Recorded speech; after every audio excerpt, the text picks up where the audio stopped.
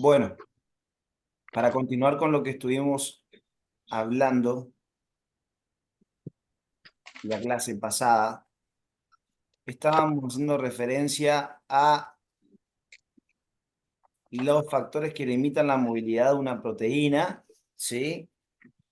Estábamos hablando en particular de la zónula occludens o unión estrecha, ¿sí? Habíamos dicho que esta zónula occludens cumple una serie de tareas. Aparece es una especialización de membrana de la parte apical, lateral o basal. La zona occludens. Lateral. Lateral. Lateral. Bien. Ojo con eso y tenerlo bien en claro, ¿sí? En un apunte que la facultad le suele entregar para leer especializaciones, traten de tratar de analizar las oraciones cómo se las escriban, ¿sí? Siempre es muy importante, eso estábamos hablando ayer con un par de ustedes que vinieron, estábamos hablando de que la forma en que se escriben las cosas en un examen o la forma en la que se dice algo, ¿sí? Se lo puede decir de forma sencilla y entenderlo, pero hay que también saber interpretarlo cuando te lo escriben un poco más complicado, ¿sí? Eh, por ejemplo, respecto a la zona occludens, ¿sí?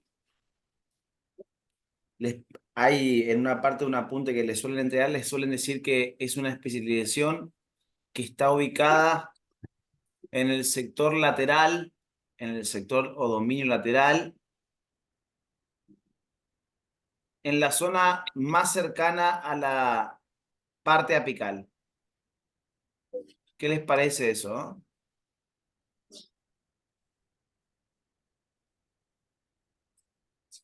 ¿Está bien o no? ¿Me repite la pregunta? Le dicen que la zona occludens está en el dominio lateral, en la zona más cercana al sector apical. Verdadero.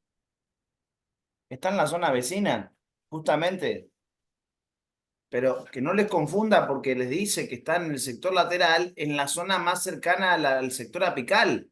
O sea, le está diciendo que en el sector más o menos de unión entre el sector apical y lateral aparecería esta especialización de membrana.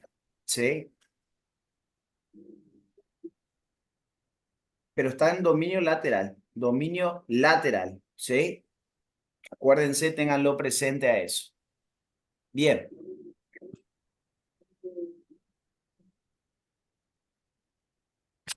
Habíamos dicho que estas son la occludens. Tenía un montón de tareas y entre ellas una era la que es responsable de la creación de dominios apical y vasolateral. Dijimos que lo que produce es una barrera de sellado o hermeticidad entre células que va a bloquear el pasaje de sustancias por el espacio intercelular, bloquea el traslado de sustancia por el espacio intercelular, ¿sí? Entonces, cuando una sustancia quiere pasar por acá y no puede hacerlo, si quiere llegar a poder transportarse, la única opción que le va a quedar a esa sustancia es ingresar a través de la membrana plasmática, ya sea directamente entre los fosfolípidos o por un transportador. Entonces, de esa manera, al bloquear el espacio intercelular, lo que produce es bloquear el espacio, el transporte intercelular, pero favorecer el transporte transcelular. Y dijimos que eso hacía que el transporte sea más específico y selectivo. ¿Sí? Bien. Crea Profe, bloquea membrana. transporte, ¿cómo era? ¿Cómo? Bloquea el transporte, ¿cuál transporte? Intercelular. Intercelular. Ok. Intercelular. y favorece el transporte transcelular. ¿Sí? Bien.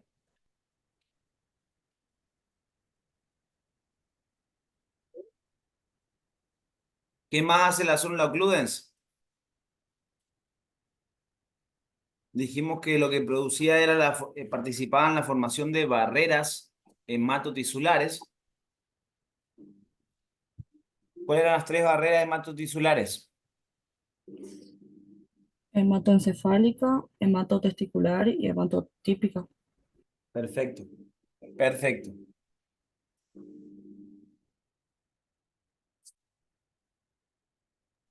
Bien, bien, bien. Entonces, hematoencefálica, hematotímica y hematotesticular. Son sectores donde se produce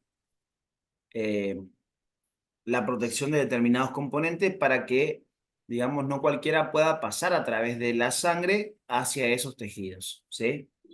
Bien. Y les había comentado que en la creación de dominios, ¿sí? En la creación de dominios, al ubicarse en el sector limítrofe, digamos, o en la parte más alta del dominio lateral, a esta especialización, si algún componente, sobre todo los de naturaleza proteica, chicos, sobre todo los componentes de naturaleza proteica, si algún componente proteico anda viajando por la misma fluidez de la membrana, se está moviendo desde un lugar a otro, ¿sí? Si un componente de gran tamaño, digamos, ¿sí? Sobre todo las proteínas, si una proteína está en el sector vasolateral, si una proteína está en el sector vasolateral, cuando sea llevada por la misma fluidez de la membrana hasta este sector, ¿sí? Cuando sea llevado hacia este sector por la misma fluidez de la membrana, esa proteína va a tratar de pasar al sector apical, pero la misma sonula occludens evita que eso pase. La sonula occludens no permite que un elemento de gran tamaño como una proteína pueda pasar libremente desde un dominio a otro. Si está en el sector vasolateral, tendrá que moverse dentro del sector vasolateral. Y si está en el dominio apical, como esta otra proteína, solamente se puede mover dentro de ese dominio. Entonces, de esa manera, la sonula occludens estaría siendo un factor limitante en la movilidad de una proteína. ¿Sí?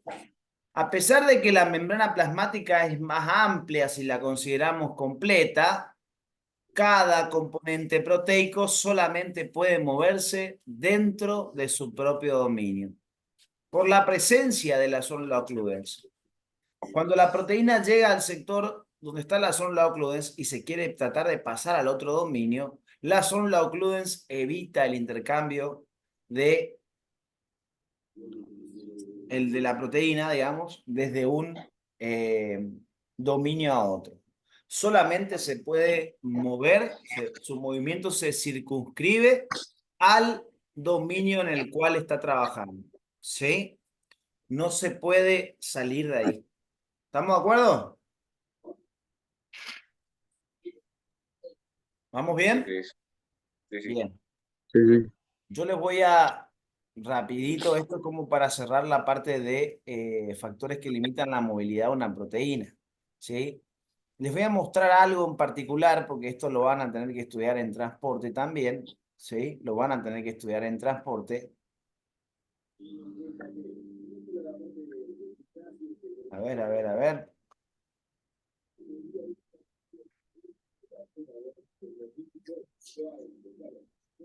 En la carpeta de transporte, acuérdense de que cuando nosotros introducimos el alimento, lo incorporamos a nuestro cuerpo, ¿sí? El alimento tiene que ir siendo transformado por una serie de componentes que lo van a ir achicando cada vez más hasta llegar a la parte intestinal, intestino delgado más específicamente, ¿Dónde se produce la absorción de esos nutrientes que vienen con el alimento? Eso lo dijimos desde la clase 1, ¿sí? Entonces, en el estómago había un elemento protector del estómago. ¿Alguien se acuerda quién era?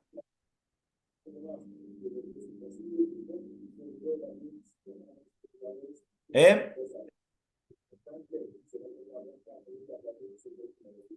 ¿Qué elemento protector tenemos en el estómago? El ácido clorhídrico. El ácido clorhídrico. Entonces, miren esto, ¿eh? Cuando vamos descendiendo con la comida por el aparato digestivo, en el ácido clorhídrico, justamente una de las tantas células que aparecen en el estómago, que se llaman células parietales del estómago, son responsables de la formación de ácido clorhídrico, ¿sí? Ese ácido clorhídrico tiene una función bactericida, ¿sí? Tiene una función bactericida y también es responsable de la activación de determinadas enzimas a nivel del estómago, ¿sí? Pero la fundamental tarea del ácido clorhídrico es funcionar como un bactericida. ¿Qué va a pasar acá? Entonces, si acá, en el estómago, se tiene que producir ácido clorhídrico, cuando ustedes estudian en la parte de transporte, van a ver unos transportadores que van a intervenir en la formación de ese ácido clorhídrico, ¿sí? Acá yo les muestro el ácido, ¿sí? Acá yo les muestro que el ácido clorhídrico se está por formar en el estómago, pero entonces cuando ustedes ven transporte, ¿sí? Más adelante, ahora cuando empecemos la parte de transporte, van a ver esto, que es por un antiport sodio-protón, ¿sí? La facultad lo suele dar como antiport sodio-protón. En la luz estomacal, le dice acá, en el dibujo, fíjense, luz estomacal, tenemos que juntar, si tenemos que formar ácido clorhídrico, si tenemos que formar ácido clorhídrico, formado por hidrógeno y cloruro, ¿sí? Justamente tenemos que llevar los dos componentes que van a formarlo a ese ácido clorhídrico, ¿sí? Vamos a tener que llevar al hidrógeno y llevar al cloruro hacia la zona de la luz del estómago, a la zona ahuecada del órgano, ¿sí? Para que al interactuar ellos dos formen el ácido clorhídrico. Pero ¿cuál es el tema acá? El tema acá es que formar ácido clorhídrico involucra una serie de transportadores para poder hacerlo, ¿sí? Llegado el momento, yo se los voy a comentar, ¿sí? Pero en forma resumida, fíjense que tienen que ingresar a la célula, vayan siguiéndome, no me voy a detener mucho en esta explicación, quiero que solamente tengan presente que tenemos que estudiar transporte para formar ácido clorhídrico en el estómago, entonces llegado el momento, vamos a estudiar este antiport sodio-protón que interviene en la formación de ácido clorhídrico, ¿sí? Acá estaría lo que es antiport sodio-protón, ¿sí? Acá está el antiport sodio-protón. Este es el que, en el cual nosotros nos vamos a tener que centrar para estudiar la formación del ácido clorhídrico. Pero fíjense, desde la sangre, resumido nomás, y si ustedes ya van viendo esto para cuando yo lo explique, eh, ya va a ser más rápido, ¿sí? Fíjense, desde la sangre tienen que ingresar a la célula dióxido de carbono y agua. No me importa el mecanismo de transporte ni nada por el estilo, igual acá ya les va a decir, y ya lo saben también, los gases se mueven por difusión simple, o sea que el dióxido de carbono entra por difusión simple a la célula estomacal, a la célula parietal del estómago, ¿sí? Y el agua, ¿cómo entra? ¿Cómo se mueve el agua? Que todavía no lo vimos, pero que les dije ya cómo se llamaba el proceso. Ósmosis. El proceso se llama ósmosis. ¿Y qué es la ósmosis? El pasaje. La difusión simple de agua. La difusión simple de agua. Difusión simple de agua. A eso se le llama ósmosis. ¿Sí? Bien.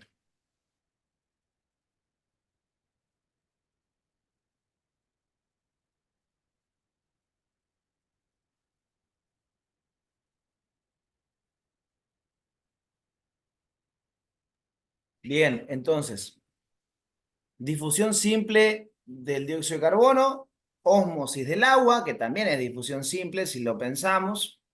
El título es ósmosis, pero es una difusión simple de agua. Una vez que estén adentro el dióxido de carbono y el agua, no quiero que se detengan mucho, pero quiero que analicen el dibujo, ¿sí?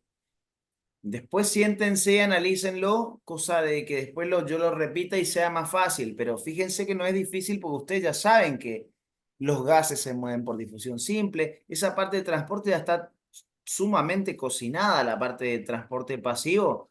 Ya hablamos prácticamente de todo con los dos grupos. O sea que se supone que esto ya tendrían que saberlo, ¿sí? Dióxido de carbono sí o sí se transporta por difusión simple. Si ustedes van a las partes donde yo les comento los ejemplos de sustancias que se transportan por difusión simple y facilitada, esto tendría que entenderse bien, ¿sí? Por eso ya les hice una intro a transporte también, porque es un tema que lo necesitan saber bien. Cris, Sí, este consulta no tiene nada que ver, pero esto que estamos dando es generalidad, ¿entra en la carpeta de generalidades o tema por tema?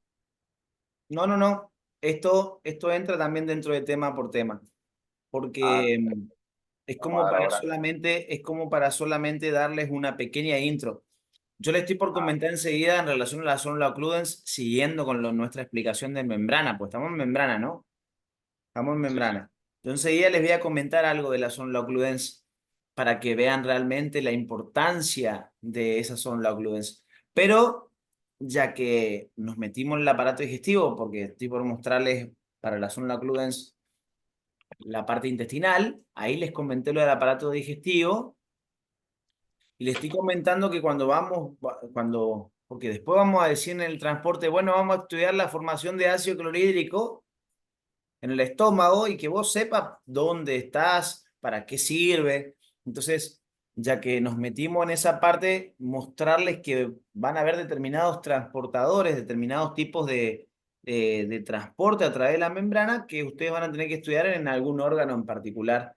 En este caso, formación de ácido clorhídrico lo van a estudiar en el estómago, ¿sí? No es, o sea, lo voy a explicar con más detalle ahora solamente rapidito para la parte de transporte, pero es para que tengan esa introducción ya, ¿sí?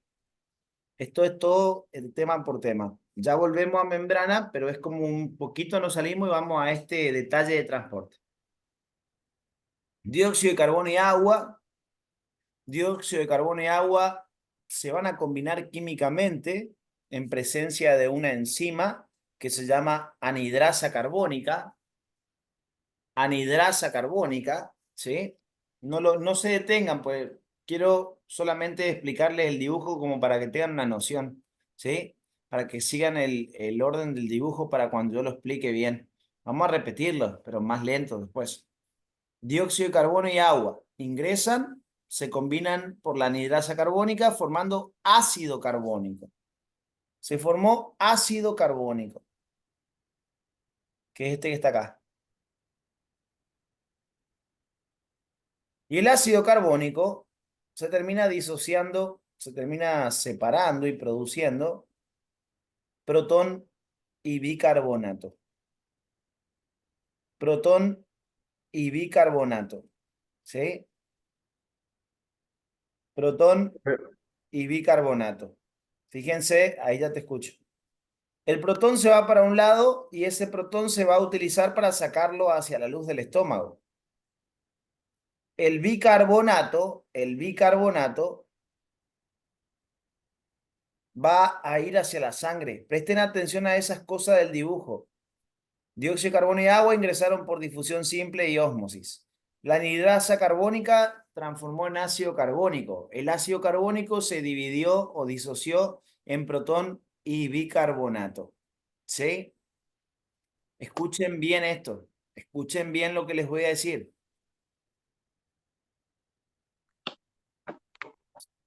Yo les comenté algunas cositas acerca del pH. El pH, ¿qué cuantificaba? La escala de pH. ¿Qué Nivel mide? de acidez La o concentración de qué. De protones. de Eso, la protones. concentración de protones que determinan acidez. Está bien eso. Pero cuantifica la concentración de protones.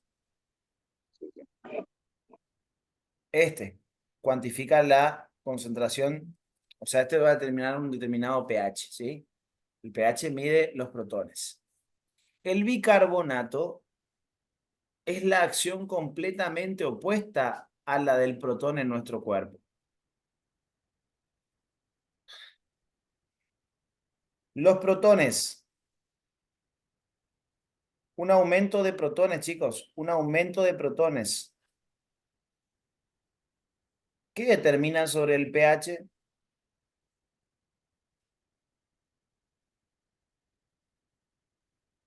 Un aumento, ¿Eh?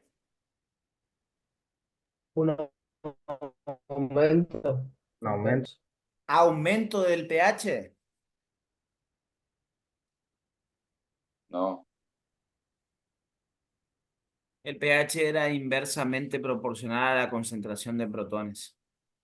¿Qué quiere Puede decir ser, eso? que cambia. ¿Cómo? mientras más, mientras más protones se le agrega, menos, menos, Menos pH, digamos. A mayor concentración de protones, menos pH íbamos a tener, menos valor de pH íbamos a tener. Esa es la relación Claro, sí, es inversa que hay. Esa es la relación inversa que hay. A altas concentraciones de protones, menor pH. ¿Sí? sí, Bien. Con el bicarbonato es todo lo opuesto. ¿Sí? Con el bicarbonato es todo lo opuesto. Mientras que el protón, cuanto más haya, el pH se hace más bajo o más alto. más bajo. Más bajo. ¿Sí? A mayor cantidad de protones, más bajo el pH. Eso implicaría mayor, que es más ácido o más básico. Ácido. Más ácido. Bien. Mientras que el protón hace descender el pH, la elevación de bicarbonato, la elevación de bicarbonato, mientras que el aumento de protones, repito, mientras que el aumento de protones disminuye tu pH, el aumento del bicarbonato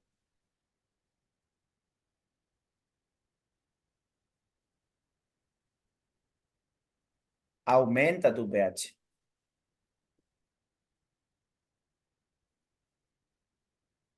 O sea que el protón y el bicarbonato tienen función opuesta sobre el pH. El protón y el bicarbonato tienen acción opuesta sobre el pH. ¿Escucharon bien eso? Atentos a todo lo que estoy explicando, ¿eh? Esto es lo que cuantifica la escala de pH. La escala de pH básicamente mide las concentraciones de protones. ¿Sí? El dióxido de carbono y el agua se suelen combinar muy frecuentemente para formar ácido carbónico. Para eso se requiere la presencia de una enzima anhidrasa carbónica. Una vez que el ácido carbónico se formó, este se va a disociar en protón y bicarbonato. El protón va a ser utilizado para llevar hacia la luz estomacal. ¿Por dónde sale el protón hacia la luz estomacal? ¿Por qué sector de la célula? ¿Apical, lateral o basal? Por la zona apical. ¿Cómo te diste Apical. cuenta que es la zona apical? Porque Porque al costado están las uniones de sonolaclidas Y Sí, por está los bien. vasos sanguíneos. Se ve el vaso sanguíneo que está en el sector basal. Si vos ya sabés que este es el vaso sanguíneo y que mirando al vaso sanguíneo está el sector basal, el sector opuesto, ¿cuál era? Al sector basal, La apical. el apical. ¿Y está mirando hacia dónde? ¿Cómo te das cuenta de que es la apical? La respuesta más correcta, más coherente sería que ustedes me digan, o lo de los vasos sanguíneos, ¿sí? Lo del costado también no está mal, pero hay algo más para poder aplicar acá. Que está mirando hacia la luz. Está mirando hacia la luz del estómago, entonces esto es sector apical. Entonces acá el protón, después lo van a ver cuando estudiemos en transporte, va a tener que salir hacia la parte apical de esa célula parietal del estómago, de tal manera de llevar a ese protón hacia la luz estomacal. La cuestión es que ustedes sepan todo este proceso de quién se une con quién, qué se forma, cómo se disocia, hacia dónde va cuando se disocia, ¿sí? Hubo un par de años que preguntaron acerca de esto. ¿Por qué está bueno para preguntar? Porque para saber formación de ácido clorhídrico tenés que saber varios transportes a la vez. Eso es lo que la hace un poquito más compleja esta situación, ¿sí? Hasta acá me van siguiendo lo de la formación del ácido carbónico y la disociación en protonio y bicarbonato. Sí, Cris. Sí, profe. El protón, entonces, ¿hacia dónde va? Hacia ¿Va la hacia zona la apical. luz del Hacia la luz. estómago? ¿Va hacia la luz del estómago por la parte apical? ¿O va hacia la sangre por la parte basal? Hacia la luz estomacal. Hacia la luz estomacal, porque tenemos que formar ácido clorhídrico, chicos, entonces, lógicamente, nomás analicen. Si tienen que formar ácido clorhídrico, necesito llevar hacia la luz al protón, hacia la luz del estómago. ¿Sí? No tendría coherencia que yo lleve al protón hacia la sangre. Si yo quiero formar el ácido clorhídrico en la luz del estómago. ¿Me están siguiendo lo que digo? Sí, Cris. Sí, Cris. Bien, después vamos a estudiar más detalle de todo esto, pero ahí ya llevamos al protón. El bicarbonato tiene la acción opuesta, chicos. El bicarbonato tiene la acción opuesta a lo que es el protón. El bicarbonato, el aumento del bicarbonato, ¿aumenta o disminuye el pH? Aumenta. Aumenta. Aumenta el pH. Y aumentar el pH significaría volverlo más ácido o más básico. Más básico. ¿Eh? Más básico. Más básico. Perfecto. El bicarbonato que se generó por la disociación del ácido carbónico, ahora va a ser llevado hacia, este sí es llevado hacia la sangre. Miren, este sí es llevado hacia la sangre.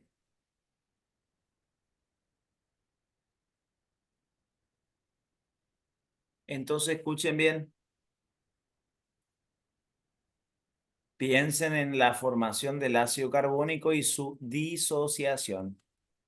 Piensen en la formación del ácido carbónico y su disociación.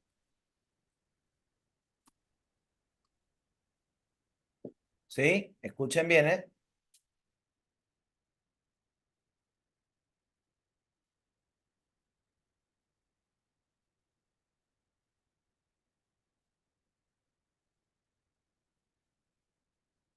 Cuando el ácido carbónico se disocia en protón y bicarbonato, el protón es llevado ¿hacia dónde? La luz estomacal. Hacia la luz estomacal. Después van a ver el transporte y todas las características de este transporte. Pero de esa manera llega hacia la luz estomacal. Listo. Llevamos al protón hacia la luz. ¿Acidifica la luz o la vuelve más alcalina?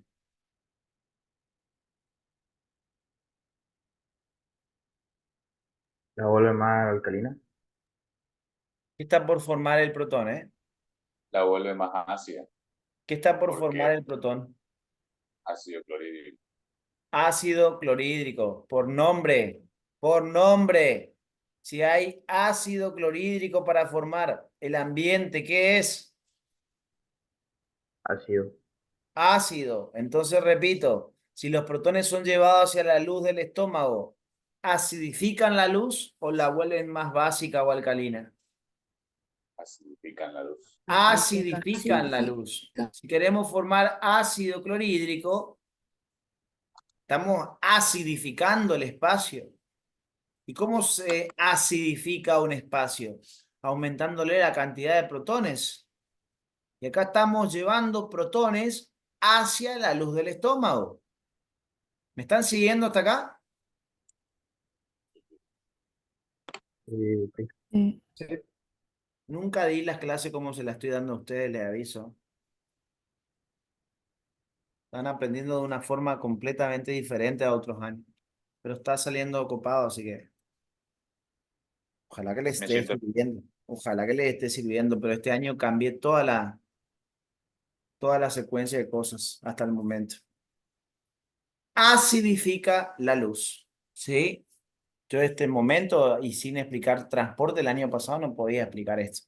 Ustedes ya saben relación de pH, la relación inversamente proporcional, saben que si el pH es más bajo, es más ácido. Ahora les estoy comentando esto. Ya saben que donde hay protones, el lugar se acidifica más, ¿sí? Si yo tengo que llevar hacia el protón hacia la parte de la luz del estómago, tengo que sacarlo por la parte apical, el sector de la membrana plasmática en relación con la luz de un órgano se llamaba sector de dominio apical, ¿sí? Entonces el protón va a ser llevado hacia la luz, acidificando la luz. Va a estar esperando, ¿a quién va a tener que esperar en la luz para poder formar el ácido clorhídrico? Al protón. Al protón. Hasta este momento, este es el sueño, formar ácido clorhídrico. El estómago quiere formar ácido clorhídrico. Ahí ya obtuvimos nuestro primer ingrediente en la formación del ácido clorhídrico, el protón. Pero ahora él va a estar esperando acá que el cloruro también llegue hacia la luz del estómago. Hasta este momento solamente disponemos con el protón para la formación de ese ácido. ¿Sí? Bien. El bicarbonato, por su parte, el bicarbonato tiene una acción completamente opuesta a la del protón. ¿Pero por qué tiene una acción opuesta a la del protón? Porque acá yo disocié. Yo acá hice que esto, que se llama ácido carbónico, se transforme en esto, en protón, y se transforme en esto, bicarbonato. ¿Sí? El protón fue hacia la luz del estómago. Y en la luz del estómago se encargó de esperar al cloruro para formar ácido clorhídrico. O sea que la luz del estómago se acidificó. Pero el bicarbonato, ¿a dónde va? A la sangre. Va hacia la sangre. ¿Y por qué les digo que tiene la acción completamente opuesta? Porque si ustedes dan vuelta a esta reacción, si ustedes dan vuelta a esta reacción,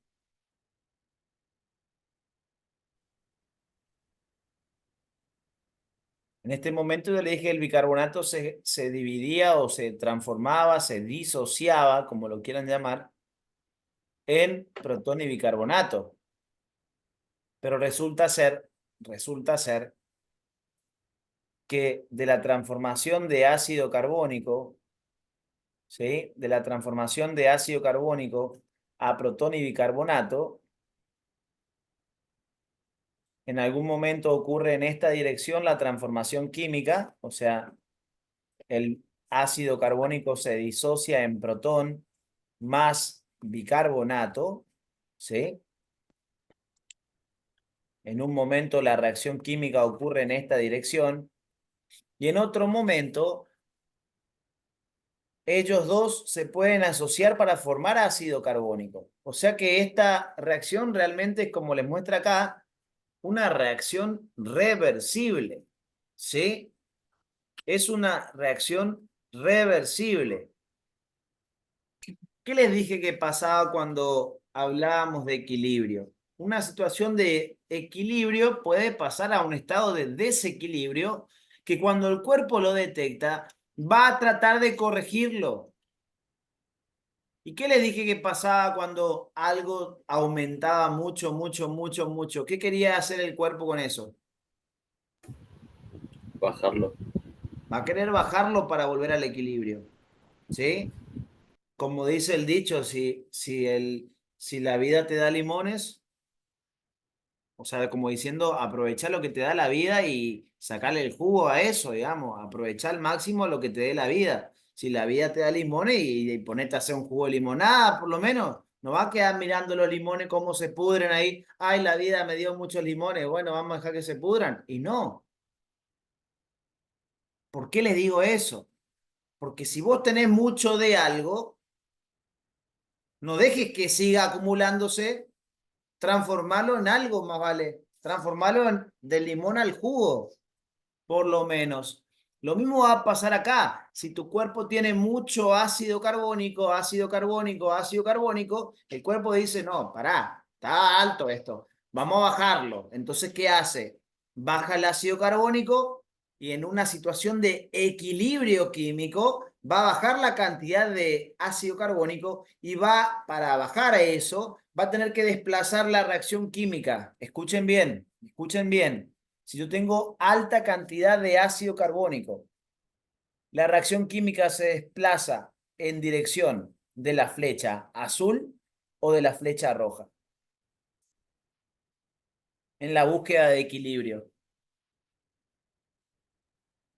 En la flecha roja, Y ¿Por si hay qué? mucho ácido clorhídrico, No, no, no, va verás hacia que la ahí no hay flecha ningún ácido roja. clorhídrico. porque si busca disminuir, ¿Este equilibrar qué sería lo ácido que... era? Carbónico. Carbónico. Carbónico. Escuchen entonces, escuchen bien, si está alta la cantidad de ácido carbónico, ¿qué va a querer hacer el cuerpo? Bajar. Bajarlo. Equilibrar en realidad. Pero si vos querés bajar el ácido carbónico, tenés que transformar ese ácido carbónico en otra cosa o con otra cosa generar más ácido carbónico. Transformar. ¿Transformar a quién en quién? El ácido carbónico en protones y Exactamente. Llevar la dirección de la reacción química que desarme a ácido carbónico y genere protón y bicarbonato. Si esto está elevado, si vos desplazás la reacción química, como me dijeron recién, si vos ya tenés elevado, escuchen bien, vos ya tenés elevado el ácido carbónico y la reacción química me dijeron, si la desplazan en sentido de en la flecha roja, voy a estar generando más ácido carbónico, destruyendo protones, o sea, uniendo estos dos para generar más aún ácido carbónico. O sea, estás generando un mayor desequilibrio si desplazás la reacción química en dirección de la flecha roja. Si vos tenés mucho de esto y bajás la cantidad de eso y transformarlo en lo otro. Si vos tenés mucho ácido carbónico, vas a tratar de bajarlo. Y para bajar ese ácido carbónico, te conviene transformarlo en llevar la dirección de la reacción química en dirección de la flecha azul. Transformar ese ácido carbónico y generar protón y bicarbonato. Al vos transformar, al vos producir que esta reacción química se desplace hacia la derecha de la reacción, en dirección de la flecha azul, lo que vos haces al llevar la reacción en dirección de la flecha azul es bajar los ácidos carbónicos para generar lo otro. Eso es lo que querés lograr si hay una alta concentración de ácido carbónico. Dice el cuerpo, tengo mucho ácido carbónico. Ufa, ¿qué hago para bajarlo? O no, mejor dicho, tengo alto el ácido carbónico. ¿Qué me conviene? Bajarlo. Bueno, vamos a bajarlo. Pero ¿cómo lo bajo? ¿Generando más ácido carbónico o transformando el ácido carbónico en otro componente? Transformando el ácido carbónico en otros componentes. Entonces, si yo transformo el ácido carbónico en protonio y bicarbonato, la dirección de la flecha es la azul, no la roja. Por eso les pido que razonen. Si ustedes desplazan la reacción química en dirección de la flecha roja, ya tenías alto ácido carbónico y encima está generando más, porque la punta de la flecha te está indicando hacia dónde va la reacción química. ¿Me siguen a lo que voy o no? ¿Todos me siguen a lo que estoy explicando? Sí, Cris. ¿El resto? Sí, sí. Sí. Bien, Sí, profe. bien. Entonces, ojo. El protón iba hacia la zona apical, hacia la luz estomacal. Listo, ya llegó. El bicarbonato va hacia la sangre. Entonces yo les pregunto, ¿estaría bien decir que en la formación de ácido clorhídrico por parte de las células parietales del estómago, que son las que producen el ácido, ¿sí? Células parietales del estómago, ¿estaría bien decir que en la formación de ácido clorhídrico intervienen una serie de transportes para la formación de este ácido? Por lo que Sí. ustedes están viendo acá nomás. Sí. Sí. Bien, bien. En la formación del ácido, les digo yo, en la formación del ácido, la luz se acidifica, pero la sangre se vuelve más básica. Verdadero. ¿Por qué, Gonza? Y porque cuando entran los protones en la luz del estómago, se vuelve más ácido. La luz se acidifica, correcto. ¿Y por qué la sangre se hace más básica? Eh, Eso, Porque a entra eso bicarbonato. voy, a eso voy ahora. Mirá, atentos acá. Ahí yo te pregunté, pero para explicártelo nomás. Mirá esto, Gonza, y miren todos. a ver, ¿A dónde llevé yo al ácido, al bicarbonato? Sangre. a la sangre. A la sangre. O sea que la sangre está recibiendo bicarbonato.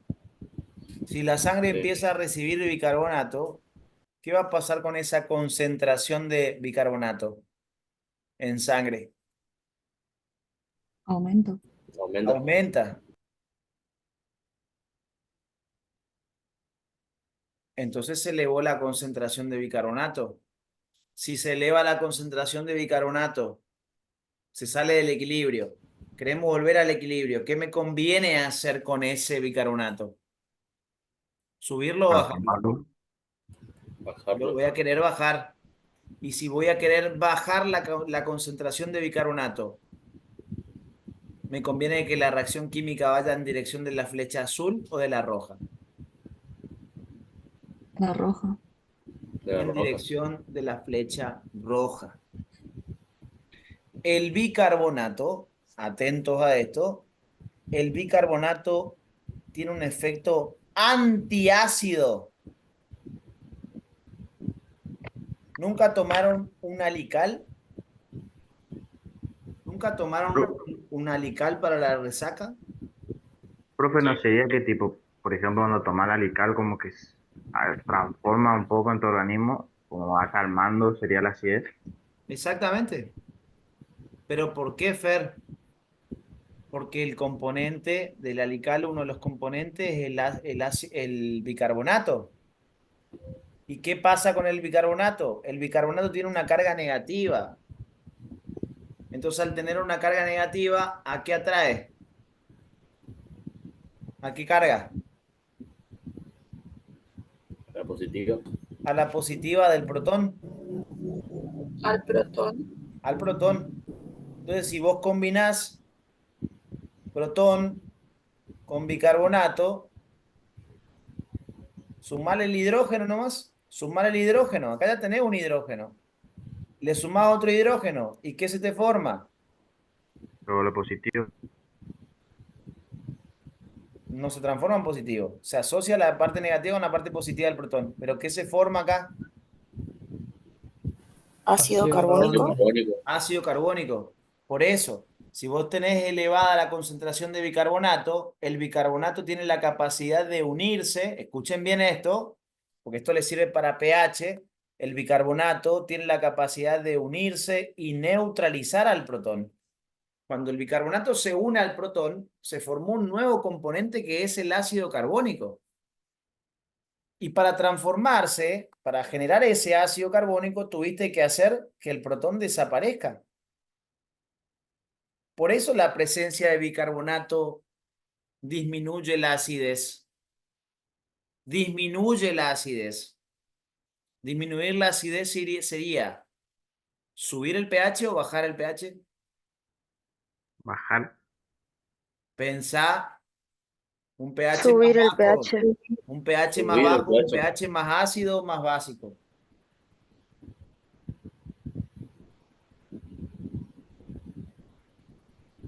Piensen. Un pH más bajo sería más ácido. Un pH más bajo, un pH más ácido. Vamos de nuevo. El bicarbonato tiene la capacidad de unirse ¿con quién?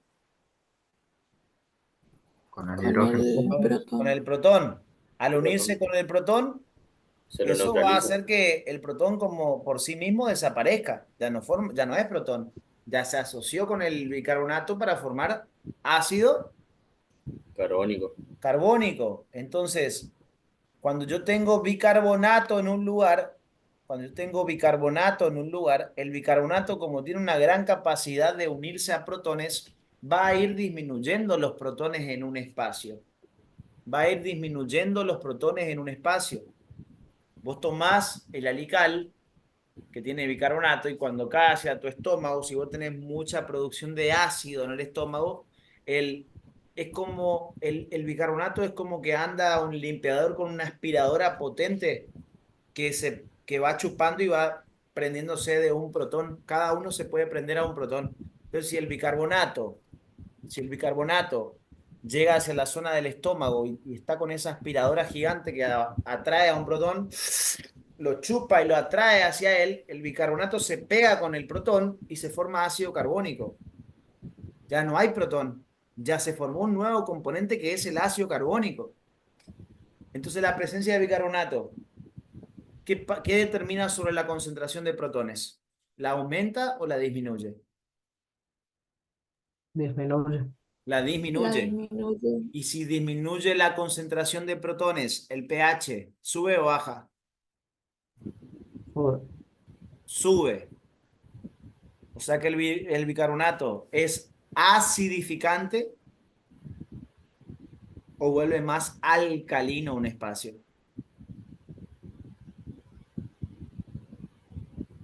No vuelve más alcalino. Lo vuelve más alcalino. No es acidificante. Si está uniéndose a protones, no puede ser más acidificante. Al contrario, disminuye la acidez, le dije. Y disminuir la acidez es lo mismo que decir aumentar la alcalinidad o basicidad de ese lugar. Yo sé que es complejo el análisis, pero no hay otra para entenderlo. Hay que analizarlo tantas veces hasta que se entienda, sabiendo previamente lo que ya les expliqué de pH, obviamente, que es un tema químico, pero que esto se suele tomar en la parte de biología y fíjense, se da es un tema más bien de naturaleza química, sin embargo en biología se toman preguntas relacionadas con ese tema. En la formación de ácido clorhídrico, entonces, al ser llevado el protón hacia la luz estomacal, la luz del estómago se acidifica. Y mientras que al bicarbonato lo llevamos hacia la sangre. Cuando llega hacia la sangre, ¿sí? Este bicarbonato va a tener la capacidad de unirse ¿con quién? Vamos a suponer que por acá anda un protón. Este protón se va a poder unir con el bicarbonato, ¿no? Sí. Para formar Ácido carbónico. ácido carbónico. Y al formarse ácido carbónico, si vos llevas la reacción química que tenías elevación de ácido carbónico, por equilibrio químico, el ácido carbónico al estar elevado va a querer bajarse. Y para poder bajarse, reacción química en dirección de flecha roja o en dirección de flecha azul. Flecha azul. Repito, si tenés alta la concentración de bicarbonato y tenés que bajar el bicarbonato, dirección en flecha roja o azul. La roja. Si vos tenés alto el bicarbonato, lo querés bajar y para bajarlo tenés que transformarlo en ácido carbónico. Tenés que transformarlo en otro componente si querés bajarlo a este. Entonces te conviene llevar la reacción química en dirección hacia la flecha roja. Y para formar ácido carbónico se tiene que unir ¿con quién? Con protones. Entonces los neutraliza y de esa manera hace que el ambiente disminuya su acidez. Ojo en esto, porque este es un ejemplo de situaciones en el cual, fíjense cómo un componente determina una cosa completamente opuesta al otro, ¿sí? Determina una cosa completamente opuesta a la del otro. El protón aumenta la acidez en la luz, pero el bicarbonato, al ser llevado hacia la sangre, ese bicarbonato va a tener capacidad de unirse con un protón en la sangre para formar nuevamente ácido carbónico. Pero al chupar ese protón y pegarse con él, está neutralizando los protones, los disminuye. Y al disminuir la concentración de protones, estamos haciendo que el ambiente sea más básico. Por eso les digo que el bicarbonato genera mayor alcalinidad o basicidad en un espacio. Entonces, si a ustedes en el examen les dicen los transportadores encargados de la formación del ácido clorhídrico acidifican la luz del estómago, mientras que a la sangre la vuelven más básica. ¿Verdadero o falso? Verdadero. Es Verdadero. verdadero, ¿sí? Es verdadero. Bien. Después vamos a ver, pero acá cuando el bicarbonato, ¿por qué es importante llevar al bicarbonato a la sangre? Porque como forma de intercambio, la sangre le dice a la célula estomacal, che, yo necesito bicarbonato, le dice la sangre. Entonces la célula le dice, bueno, yo te mando bicarbonato. ¿Pero qué le está haciendo falta a la célula estomacal para completar la formación del ácido?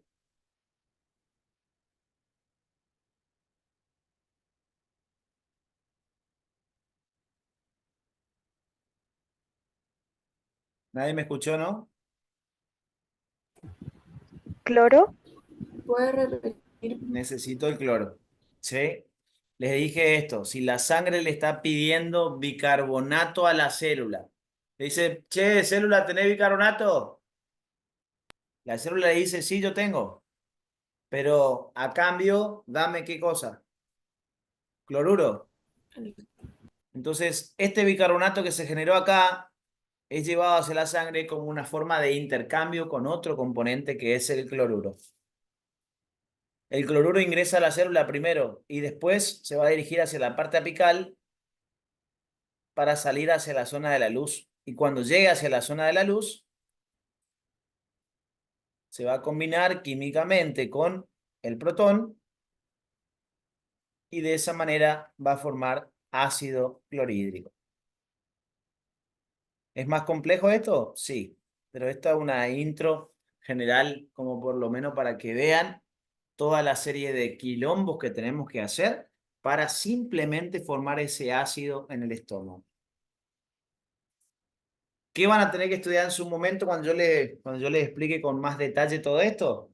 Van a tener que saber el tipo de transporte que se realiza en cada uno de este dibujo, en cada uno de estos transportes, el tipo de transporte que se realiza y en el caso de dos antiport, que vamos a ver el antiport sodio-protón y el antiport cloruro bicarbonato, vamos a tener que ver quién se mueve a favor y quién se mueve en contraradiente. Eso lo van a tener que estudiar.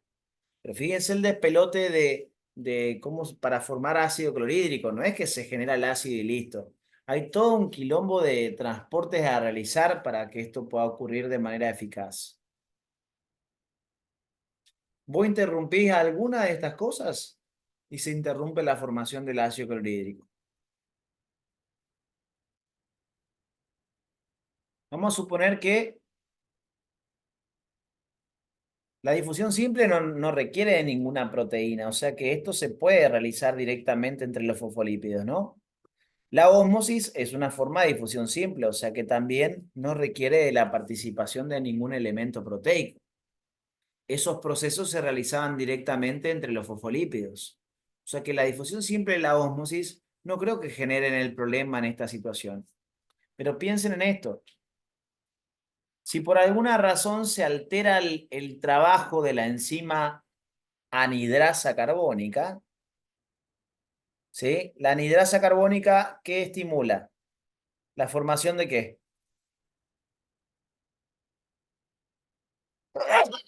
¿Ve qué? Epa, ¡Epa! Eva, Hice fuerza, casi sale uno para abajo también. No, mentira, mentira. Casi Epa, estornudaste epa. casi estornudaste por los dos lados. hola, Mateo, por el escape. Algo se mojó por acá. ¡Eh! Sí, ya se vino con regalo, profe. Tenía caldo ese pedo, boludo. Y Era vino con regalito. hizo globo. Tenía jugo. Hizo globo. Qué hijo, men. Los padres escuchando ahí. ¿Quién es tu profesor? Mentira, soy huérfano. Ay, no, che. No. Ustedes son más pesados que yo para la joda. Ay, ay. Bueno, mira lo que dice el otro. Una carnecita y papa y ya anda, dice. Qué hijo de mil, boludo. Medio kilo de pan, juguito de guiso, ¿eh? Atento a esto, ¿eh? Atento a esto. Entonces, esta reacción química es muy común. De dióxido de carbono y agua a ácido carbónico, de ácido carbónico a protonio y bicarbonato. A ver,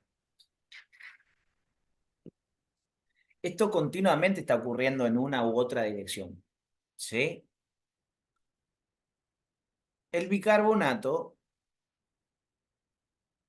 no sé si se acuerdan de cuando yo les explicaba enzimas lisosómicas que había un receptor para la enzima lisosómica que se le unía a la enzima en retrans, llevaba la enzima hacia el endosoma secundario, la dejaba ahí a la enzima y él se volvía a buscar otra enzima.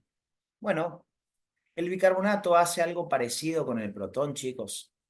El bicarbonato se une transitoriamente a los protones para formar ácido carbónico, pero en algún momento se vuelve a disociar. ¿Qué trata de hacer el bicarbonato cuando se combina con el protón? Cuando el bicarbonato se combina con el protón, va a producir una reacción en dirección hacia la flecha roja. Si yo junto al bicarbonato con el protón, estos forman ácido carbónico. Se mantiene por un tiempo formado el ácido carbónico, pero el ácido carbónico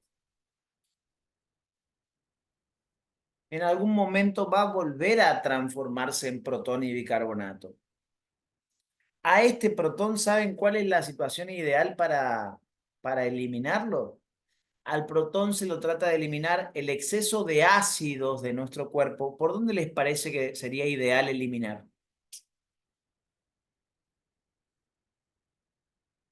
¿Eh? Eliminación de sustancias, chicos, del cuerpo.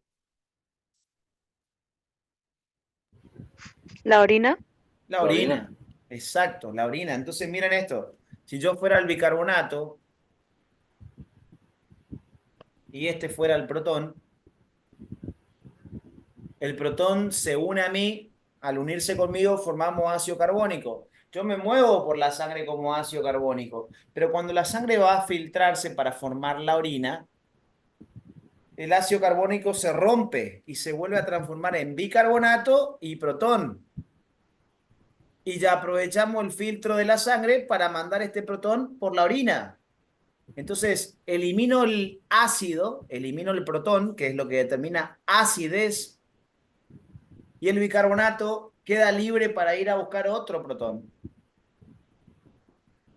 ¿Se entiende lo que estoy diciendo, no? Sí, sí. Por eso les digo, es como el receptor de la enzima lisosómica que se prende la enzima un rato, pero después la deja.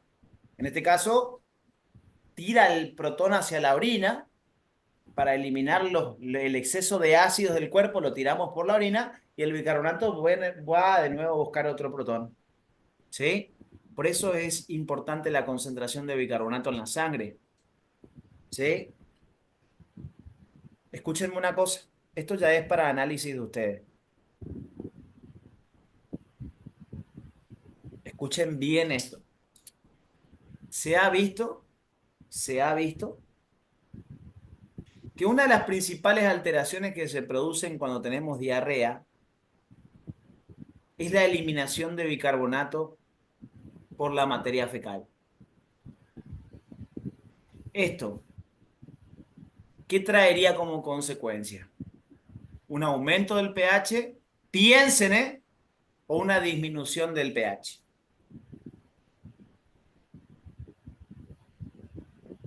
Eliminación por materia fecal de bicarbonato como consecuencia de una diarrea. Esto causaría aumentos de pH o disminuciones de pH. Disminución de pH por el carbonato, ¿Cómo? Disminución. ¿Disminución por qué? Si yo disminuyo, a ver, en mi cuerpo hay menos bicarbonato, ¿no? Porque ¿por dónde se está yendo? Por la materia fecal. Si yo tengo menos bicarbonato,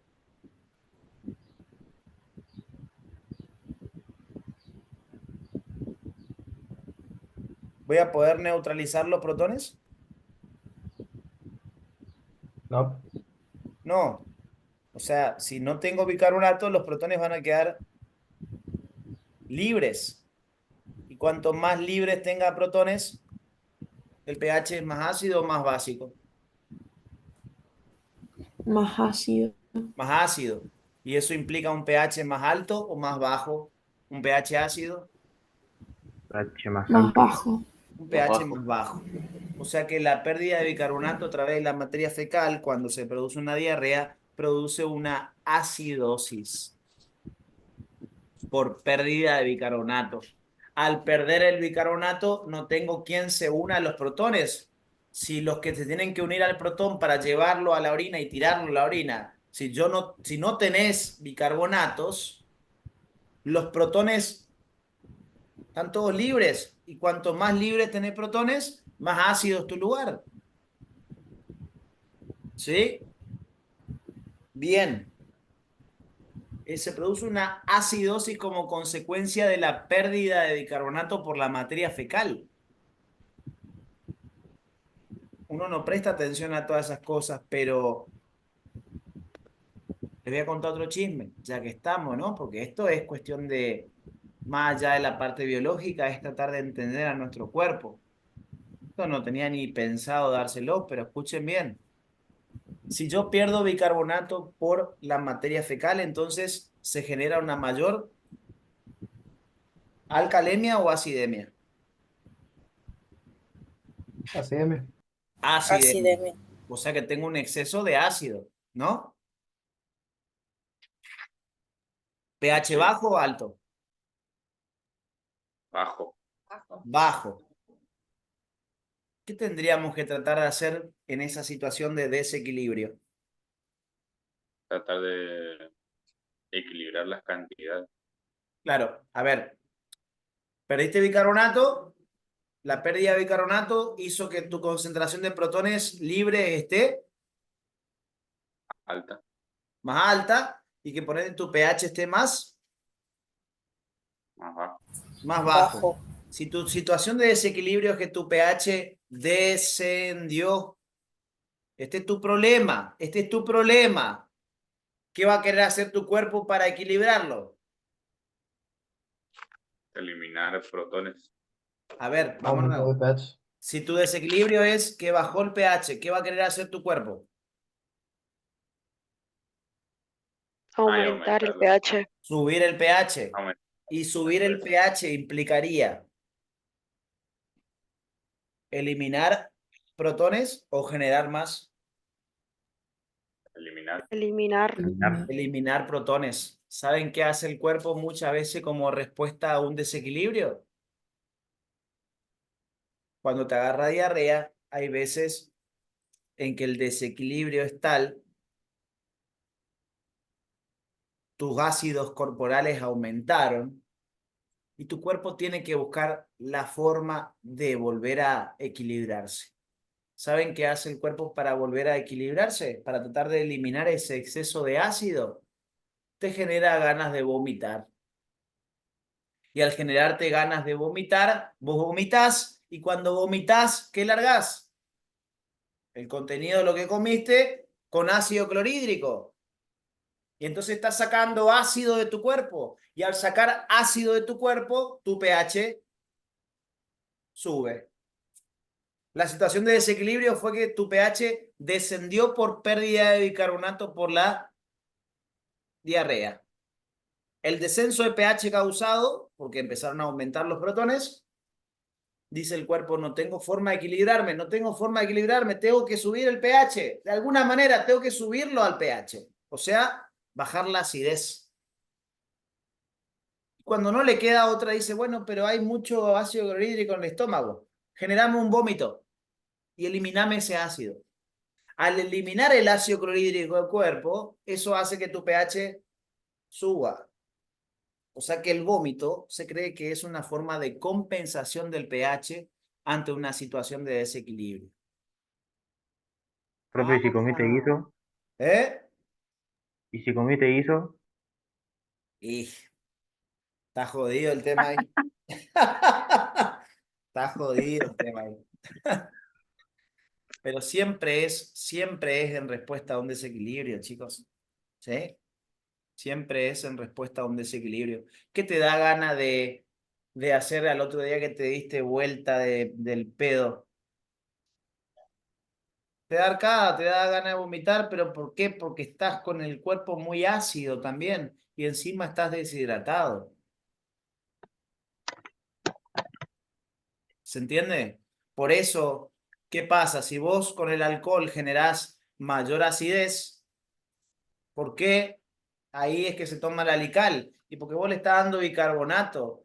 Estás mandando bicarbonato a tu cuerpo para que se una a todos esos protones que están generando tu acidez. Y esa acidez puede generar el vómito. ¿Se entiende lo que estoy diciendo, no?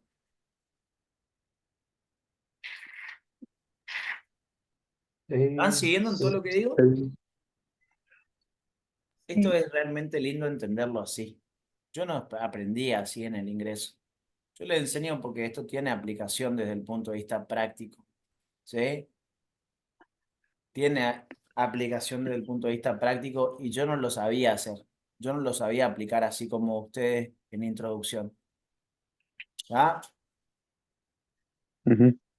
Bien. Vomitar por otro lado. A la puta, se puso turbio el chat. Ala, ala. Ah, eso no había visto, recién veo.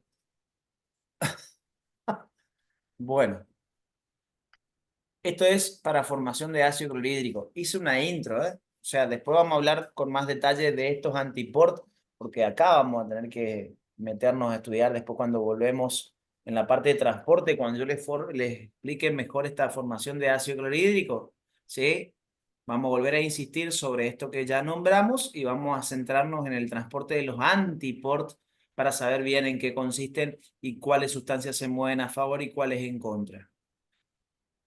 Pero acá me metí y aproveché para mostrarles también un poquito más del pH y cómo el bicarbonato influye en el aumento o en el descenso de pH. El aumento de bicarbonato genera aumento o disminución de pH. Aumenta. La concentración de, cuando tú tenés bicarbonato, se une con protones y al unirse con protones disminuye tu acidez, pH. disminuye la acidez y eso sería sinónimo de aumentar tu pH. Disminuye tu acidez porque estás neutralizando protones y eso causa aumento de tu pH. ¿Vamos hasta acá? ¿Todos me siguen? Sí, Bien. Esto es para célula parietal del estómago y formación del ácido clorhídrico. ¿Sí? ¿Qué importancia tiene el ácido clorhídrico? Y funciona como un elemento bactericida. ¿Sí? Muchas veces estamos en el estómago, o sea que estamos parte del aparato digestivo. ¿Sí? Cuando nosotros comemos los alimentos, por más que los lavemos de la mejor manera, la fruta, verdura y demás, puede ser de que alguna bacteria, algún parásito y demás ingrese con el alimento. Entonces, al generarse este ácido, ¿sí? Este ácido va a tratar de matar a esos agentes extraños. Es para tratar de, como decirlo, terminar de limpiar si viene algún tipo de agente extraño en la comida y que no nos cause una infección, ¿se entiende? La mayoría de los microorganismos o bacterias son destruidas por el ácido clorhídrico, pero hay algunas que son resistentes, ¿sí? Y esas son las que pueden ser problemáticas, pues si resisten al ácido clorhídrico, pasan al estómago, llegan a la parte intestinal y en la parte intestinal te generan una inflamación intestinal, ¿sí?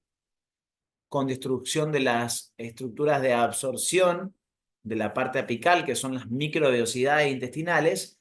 Al romperse las microvenosidades intestinales que tienen función absortiva de nutrientes, se deteriora tu función absortiva de nutrientes.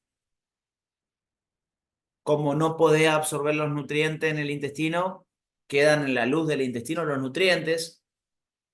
Al tener nutrientes, sodio, glucosa y demás en la luz del intestino, eso atrae agua hacia la luz del intestino.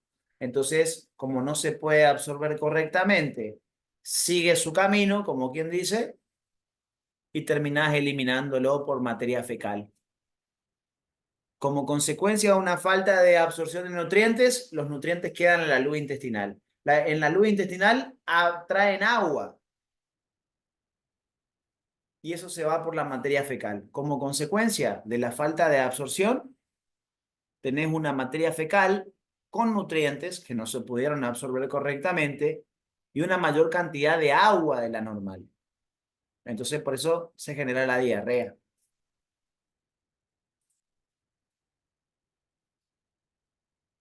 ¿Vamos hasta acá? Igual es un chisme, más o menos. Y ahora, así como vemos formación de ácido clorhídrico, ¿sí? Va a haber otro dibujo que ustedes, aprovechando que estamos hablando de esto del aparato digestivo, porque todo empezó porque yo le dije, nosotros metíamos los nutrientes acá y esto cae hacia el estómago y en el estómago se produce ácido clorhídrico. Bueno, ahora ya entendieron que la formación del ácido clorhídrico no es simplemente, bueno, vamos a formar el ácido. No, tiene que haber proceso de difusión simple y ósmosis para el dióxido de carbono y el agua. Una vez que están dentro de la célula parietal, se combinan químicamente por presencia de la anhidrasa carbónica, que forma ácido carbónico. Ese ácido carbónico genera protón y bicarbonato. El protón va a ser llevado hacia la luz del estómago, acidificando la luz. El bicarbonato es trasladado hacia la sangre por intercambio con cloruro, haciendo que la sangre se vuelva más un ambiente más básico o alcalino. Y después se intercambia por cloruro y el cloruro termina yendo también hacia la luz del estómago, se combina con el protón y forma el ácido clorhídrico. Eso es en resumen cómo se forma el ácido clorhídrico. ¿Qué pasaría si yo, escuchen bien,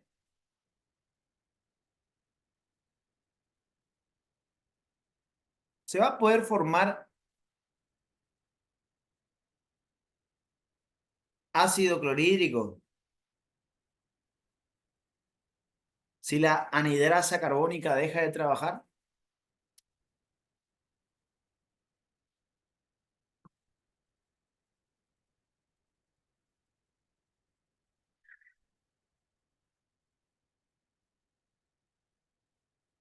puedes repetir la pregunta? ¿Se va a poder formar ácido clorhídrico si la anhidrasa carbónica deja de trabajar?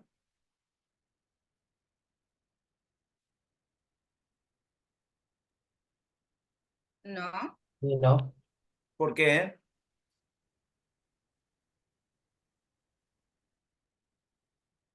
¿Qué es la anhidrasa carbónica? Primero que nada, es una enzima, ¿sí? Pero ¿en qué interviene la anhidrasa carbónica? ¿Qué hacía la anhidrasa carbónica?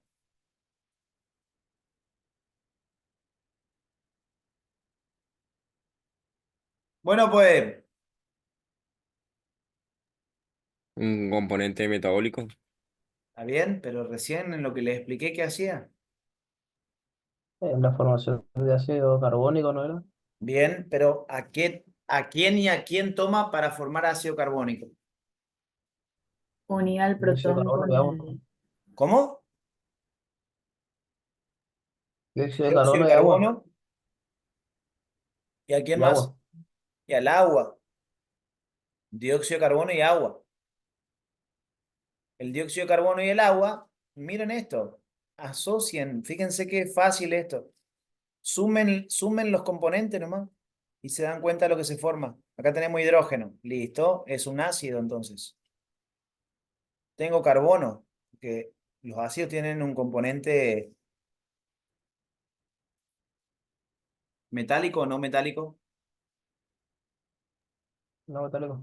no metálico. ¿Y qué otro componente tienen los ácidos? Tienen oxígeno. ¿Cuántos oxígenos? Dos acá, más uno acá, tres. Listo. Ah, me faltó dos hidrógenos acá. ¿Ahí qué se formó?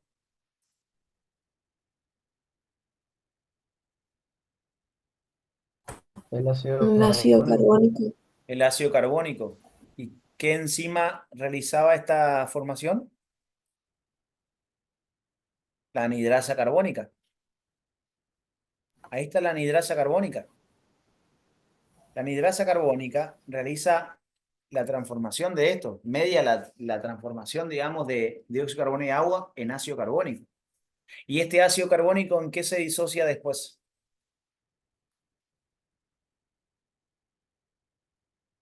Tiene un protón En protón y en el carbonato. y el bicarbonato. ¿El protón va a la luz del estómago o a la sangre?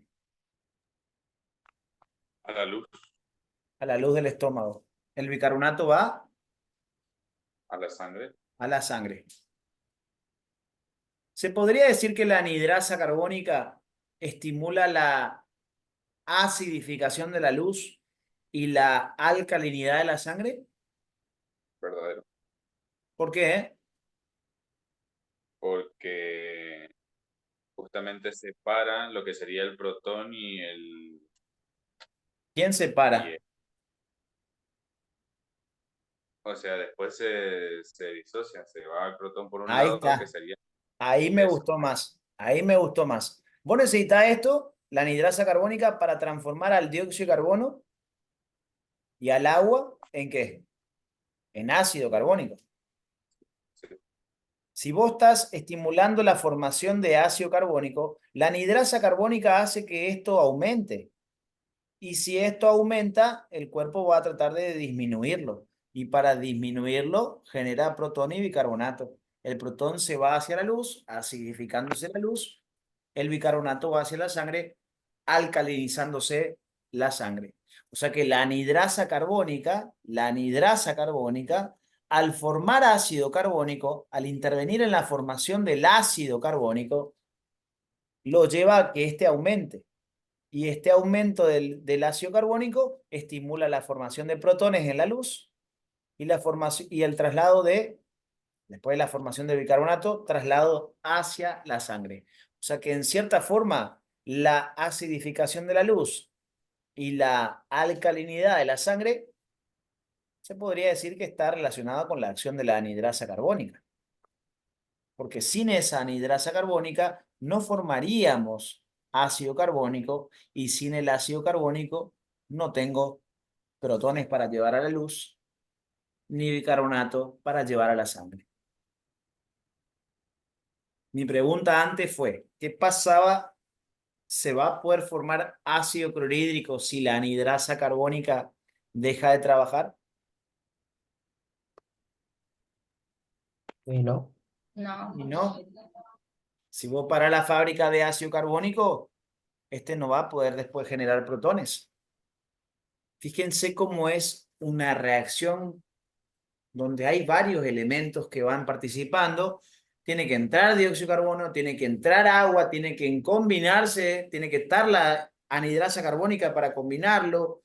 El ácido carbónico se tiene que disociar, cada uno trasladarse hacia el lugar distinto, ¿sí? Fíjense cómo yo hago una interrupción de uno de los eslabones de todo este proceso y estamos en el horno.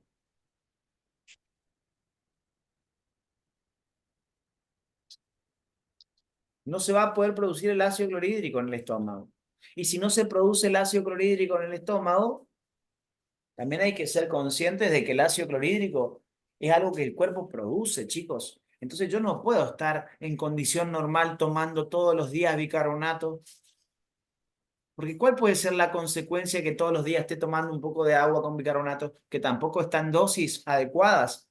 Uno puede decir, bueno, pero en vez de comprarte la Lical, que tiene bicarbonato, más vale agarrar el bicarbonato que comprar en la farmacia, le pones un poco con el agua, le mezclás y le encajás. No, porque ahí tenés, no está medida la cantidad de bicarbonato como si en el sobre que te viene el Uvasal o alguno de esos. Entonces, ojo con eso, tampoco hay que excederse, ¿sí? Pero escúchenme una cosa.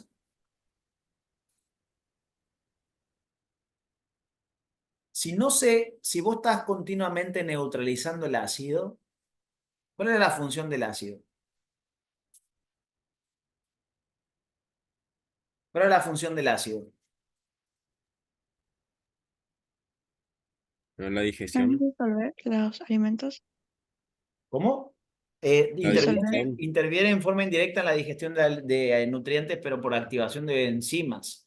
Pero también le dije que era importante para matar bacterias. Bactericida. Bactericida. Si vos todos los días te tomás una Lical, ¿tu ácido clorhídrico va a estar trabajando correctamente? No, no. No. Si vos le quitas el ambiente ácido a tu estómago porque todos los días tomás Lical, cuando entra una bacteria, está así tirándose como por un tobogán. Vos tragaste el alimento y la bacteria ¡guau! Va viajando así por un tobogán en tu esófago, en tu faringe, todo, va bajando. Y dice, ahí viene el estómago, acá se viene el problema. ¿Qué problema? La bacteria sabe que en el estómago hay ácido clorhídrico. Resulta ser que cuando llega al estómago dice, epa, ¿y el ácido? Ah, no hay nadie. Bueno, voy a hacer la mía. Empieza a destruir cosas. Si vos no matás la bacteria en el estómago, es muy probable que te cause una infección y te cause inflamación de algún tejido y destrucción de algún tejido. Entonces, no es simplemente, bueno, me voy a tomar un antiácido. Cuando vos estás tomando un antiácido, le estás sacando la condición normal a tu cuerpo. Es cierto, a veces el exceso de ácido clorhídrico puede hacer que nos duela el estómago, ¿sí? La acidez es una sensación bastante fea, ¿sí? La acidez es una sensación bastante fea. En el estómago, chicos, esto ya es chisme, en el estómago, en la parte de adentro, imagínense que yo corto el estómago, adentro estaría la luz del órgano. La parte hueca de un órgano yo les dije que se llamaba luz. ¿Y cómo se llamaba la capa de células que estaba directamente en contacto con la luz?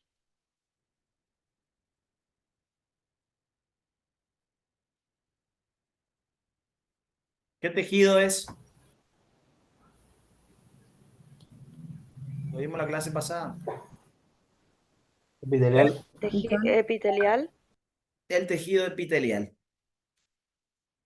El tejido epitelial del estómago, pregunto, ¿no les parece que tiene que tratar de protegerse frente a la acción del propio ácido? ¿Sería coherente que Sí, se proteja o no? Lo coherente sería que el epitelio estomacal tenga que protegerse de la acción del ácido.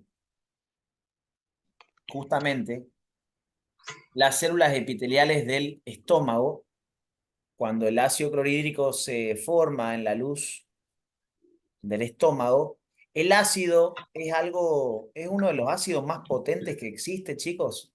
Entonces, cuando se forma el ácido, esto también es un peligro para el propio cuerpo, porque este ácido clorhídrico es un ácido muy irritativo, y si esto llega a tomar contacto con la membrana, puede llegar a dañarla, ¿sí? Puede llegar a dañarla o puede llegar a irritar a esta célula. Entonces, para evitar que ese autodaño ocurra, porque la célula parietal está generando el ácido clorhídrico. Pregunto, ¿formó el ácido clorhídrico dentro de ella o en la luz del estómago? En la luz. En En la la luz del luz. estómago. Si ella se genera el ácido dentro de ella, el ácido la va a digerir, la va a destruir por dentro. Entonces ella le dice, no, yo boluda no soy, voy a mandar el protón a la luz, después mando el cloruro a la luz y que se forme ahí. Yo adentro mío no estoy por formar el ácido. ¿Se entiende? Entonces, tira los componentes para que se formen el ácido en la luz, pero a su vez se formó el ácido y ella misma está en riesgo de que ese ácido quiera venir y dañarla.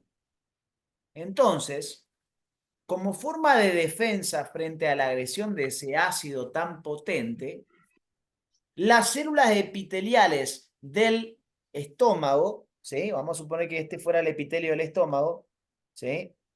Vamos a suponer que este fuera el epitelio del estómago. Estas son las células epiteliales del estómago. Esta es la lámina basal del epitelio. O sea que ¿qué sector es? La El parte de la apical. luz. La parte apical, la que mira hacia la luz. Perfecto. Entonces miren lo que pasa. Acá estaría formándose el ácido clorhídrico, ¿no? En la luz se forma el ácido clorhídrico. Y este ácido clorhídrico es un ácido bastante potente e irritativo para las células del estómago. Entonces, la capa celular que está directamente en contacto con la luz es el epitelio. ¿Qué pasa en el estómago? Las células epiteliales del estómago, en su membrana plasmática, desarrollan una gran capa de hidratos de carbono, chicos. El estómago la célula parietal forma ácido clorhídrico, pero el ácido clorhídrico es un ácido bastante potente e irritativo. Entonces, las células parietales, una vez que el ácido se formó en la luz del estómago, van a tener que tratar de protegerse de alguna manera. ¿Sí? ¿Cómo lo hacen? Colocando una gran cubierta de azúcares, una gran cubierta de hidratos de carbono sobre la superficie del epitelio.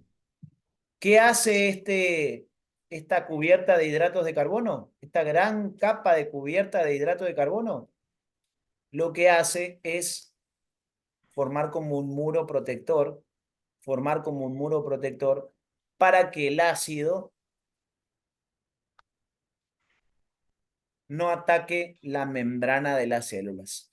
Esta cubierta gruesa de hidratos de carbono que tenemos en la parte de adentro del estómago tiene una función protectora.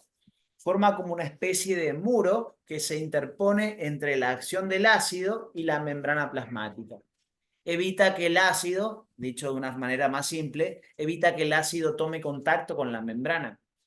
Forma un grueso muro de azúcares que cuando el ácido quiere venir a atacar la membrana, porque es un ácido muy agresivo, esa cubierta de hidratos de carbono le forma como una especie de colchón protector que evita que el ácido clorhídrico pueda ser capaz de dañar a las propias células del estómago.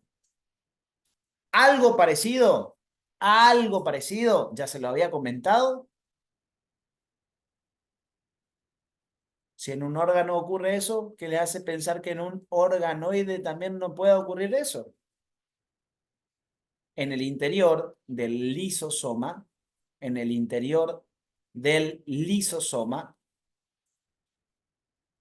también se formaba una cubierta interna de azúcares. Y esa cubierta interna de azúcares tenía como función proteger a la membrana del lisosoma de la propia acción de sus enzimas lisosómicas. Fíjense como siempre lo que pasa en un órgano también suele pasar en un organoide celular. En este caso, si bien no le dimos mucha importancia a los hidratos de carbono, una de las tantas funciones que cumplen los hidratos de carbono, aparte de ser importantes para la determinación de nuestro grupo sanguíneo, ¿sí? Los hidratos de carbono forman una cubierta protectora en algunos sectores, ¿sí? En este caso, esta cubierta de azúcares en el lisosoma protege ante la acción de las propias enzimas lisosómicas, que van a tratar de destruir la membrana lisosómica. Son enzimas muy agresivas. Si esta cubierta de azúcares no estuviera acá, las enzimas lisosómicas podrían dañar la membrana del lisosoma y llegar a destruirlo. Eso no tenemos que dejar que pase. Entonces, el mismo lisosoma se protege con una cubierta de azúcares que se asoma hacia la zona de la luz, que evita que las enzimas puedan degradar su propia membrana. Lo mismo pasa a nivel estomacal. A nivel estomacal, entonces, en el interior del estómago, las células epiteliales del estómago, ¿sí? Las células epiteliales en contacto con la luz estomacal, como en la luz se forma el ácido clorhídrico, el ácido clorhídrico se forma directamente sobre la luz, no se puede formar dentro de la célula porque la destruiría. Entonces, se largan el protón, se larga el cloruro de forma separada hacia la luz del estómago para que se formen ahí. Cuando el ácido clorhídrico se formó, mira la célula y las quiere ir a atacar, porque es un ácido muy irritativo. Pero para eso, la célula parietal se protege con una cubierta de hidratos de carbono que evita la acción directa del ácido sobre la membrana de sus células epiteliales. Situaciones como el consumo excesivo de alcohol, situaciones como el exceso de consumo de alcohol, algunos medicamentos, estrés, exceso de café, cigarrillo, pueden llevar a que esa cubierta que está en el estómago de azúcares se disminuya su grosor. Y al disminuir su grosor de esa capa de hidrato de carbono, el ácido clorhídrico puede actuar más directamente sobre la membrana plasmática de la célula. Y si causa una irritación celular, ahí empiezan las molestias de que tengo acidez, me duele el estómago y todo eso. Si esa cubierta de azúcares del estómago disminuye su grosor, la protección a sus células epiteliales disminuye también. Entonces el ácido causa irritación sobre las membranas y eso empieza a causar inflamación del tejido estomacal con sensación de ardor o dolor.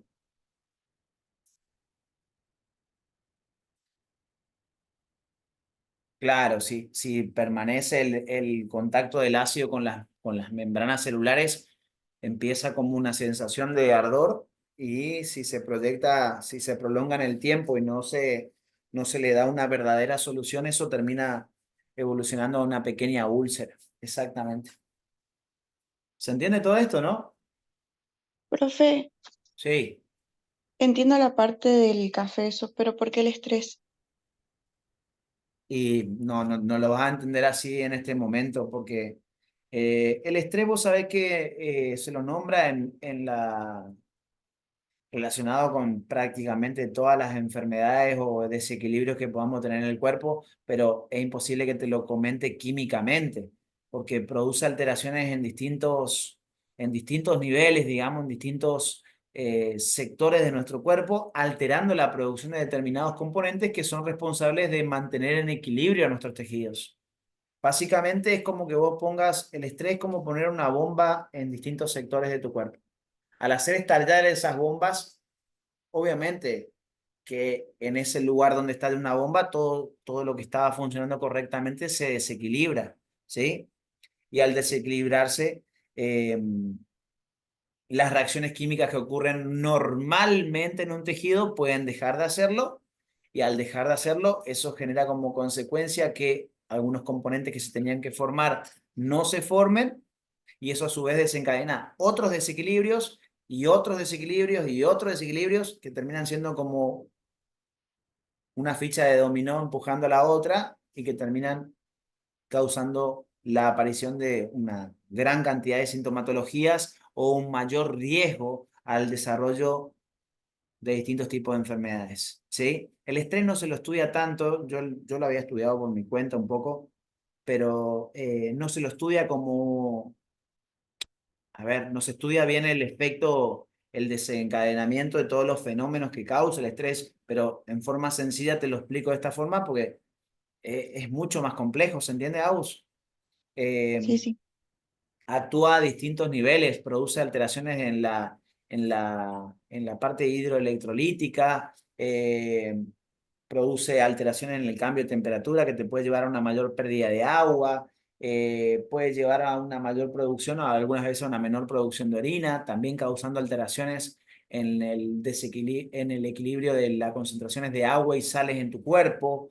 Puede llevarte a falta de apetito muchas veces y eso a su vez también interrumpe el correcto aporte de nutrientes. Con el correcto aporte de nutrientes también se altera un poco más el agua. Es una cosa de loco que realmente es una bomba, es como una multibomba que estalla en distintos lugares, la verdad. Bien, ¿preguntas hasta acá?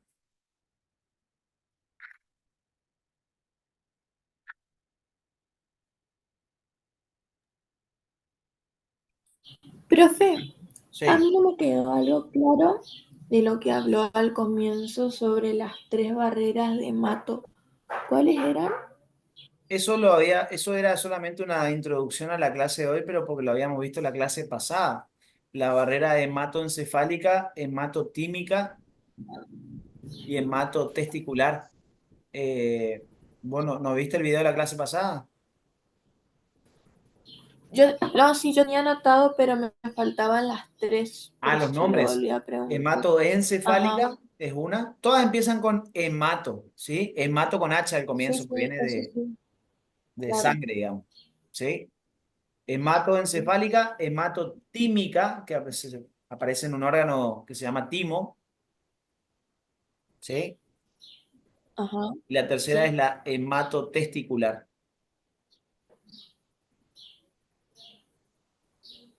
Bien, eso era lo que me faltaba. Los nombres, Bien, nada más. bien, bien, bien. Gracias.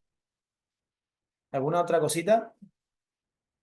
Me llegué a comentar que el timo desaparecía para la adolescencia, ¿no? Que se transformaba en tejido graso. Sí, sí, no, dijiste, profe. Sí, lo Bien, dije. bien, bien, bien. ¿Alguna otra pregunta hasta acá?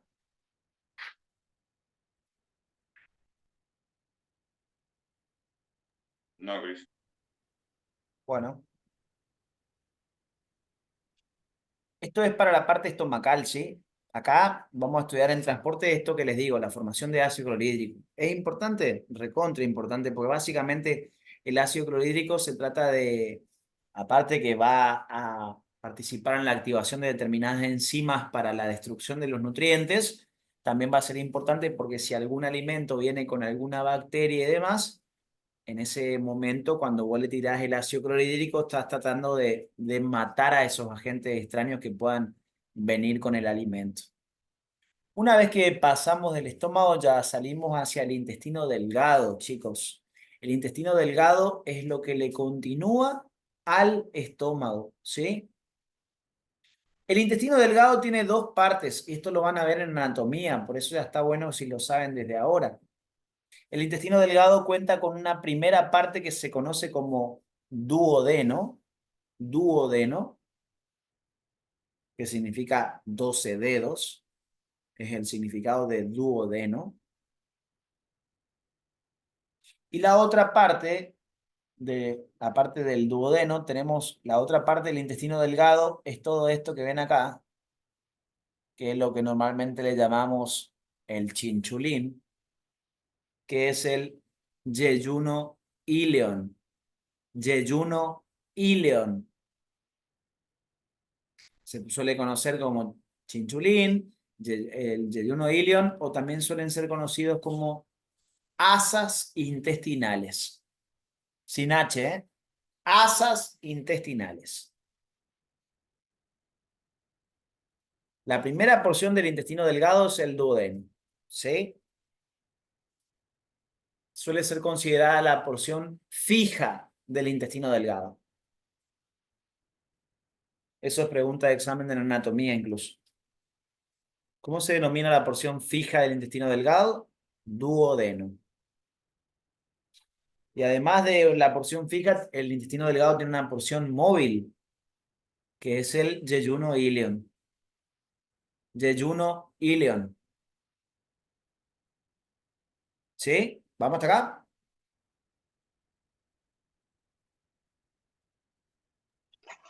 Sí, sí. Bien. ¿Por qué les comento todo esto? Porque resulta ser que en el intestino delgado, era el lugar donde se iba a producir la absorción de los nutrientes.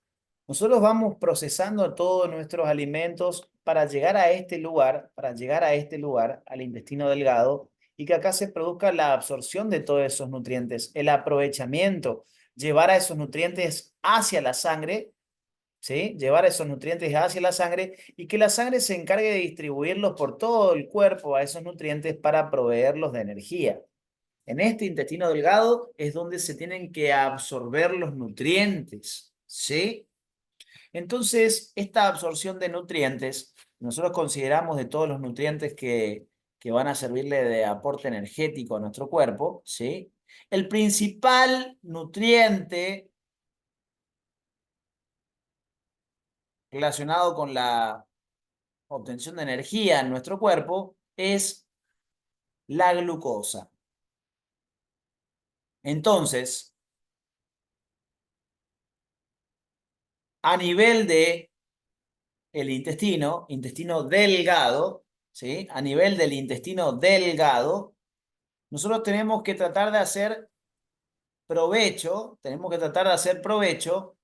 de los nutrientes que se fueron degradando, ¿sí?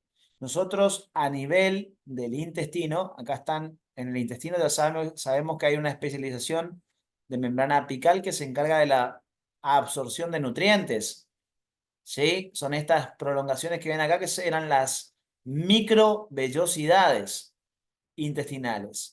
Estos pelitos que ven acá son todas las microvellosidades intestinales que aumentan el área de absorción de las células del epitelio del intestino. ¿Qué va a pasar acá? Justamente cuando los nutrientes están llegando a la luz del intestino, ¿sí? Se terminan de degradar en este punto, después vamos a ver cuando veamos microvellosidades, les voy a comentar cómo colaboran estas microvellosidades también en la degradación de estos nutrientes. Acá terminan de degradarse los nutrientes, se transforman en pequeñas moléculas que ahora son asimilables, que se pueden absorber. Cuando el alimento llega a un determinado tamaño, recién se va a poder absorber. Cuando se ha transformado en moléculas simples, ese nutriente, ese alimento, se va a poder recién absorber por parte de nuestras células epiteliales del intestino. El principal nutriente de nuestro cuerpo, ¿cuál es? La glucosa.